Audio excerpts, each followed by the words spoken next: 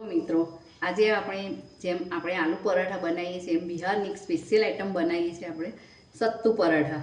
એની માટે આપણે સત્તુ લીધું છે. પહેલાં પરાઠાનો લોટ બાંધી દીધો છે, સત્તુ લીધું છે અને સત્તુમાં આપણે સમારેલી ડુંગળી એડ કરીશું. પછી સમારેલા ઝીણા લીલા મરચાં એડ કરીશું.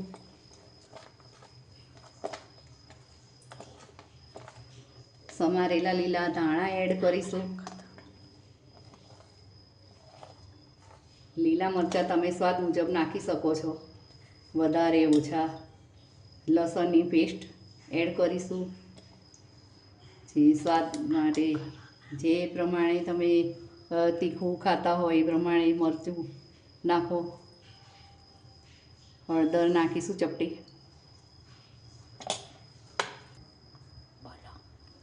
પછી આ કલોંજી નાખીશું સ્વાદ માટે, અને સ્વાદ મુજબ મીઠું એડ કરીશું. સ્વાદ મુજબ મીઠું એડ કરી દઈએ. હવે આપણે સ્વાદ મુજબ એમાં લીંબુ નિતારીશું, તમે જ શકો છો. હવે આપણે આમાં તેલનું મોયણ એડ કરીશું. બિહારમાં એ લોકો સરસ્યું નાખે અને આપણે તેલનું મોયણ એડ કરીશું. હવે આ બધું આપણે મિક્સ કરી લઈશું અને પૂરણ બનાવી લઈશું. પરાઠામાં જેમ આલુ પરોઠા બનાવીએ એમ આલુ પરાઠાની જેમ પૂરણ તૈયાર કરીશું અને પછી પરાઠા બનાવીશું આપણે. જો મિત્રો, હવે આપણે સત્તુના પરોઠા બનાવવા માટેનું સ્ટફિંગ તૈયાર થઈ ગયું છે. જો આ રીતના સ્ટફિંગ થાય તૈયાર થઈ ગયું છે. હવે જો આપણે આ ગુલ્લું બનાવ્યું છે, હવે એના આપણે થોડું વણી લઈશું. પછી એના હાથથી એમ કરી અને હવે એમાં આપણે પૂરણ પૂરવાનું છે.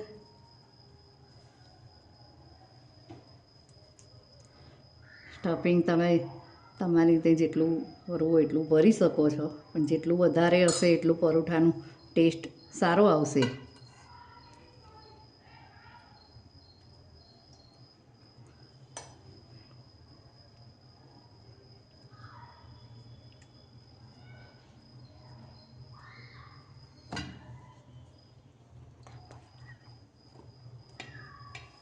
હવે આપણે પરોઠું વણી અને પછી એને ચડાવીએ આપણે.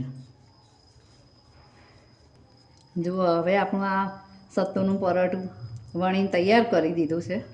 હવે એને આપણે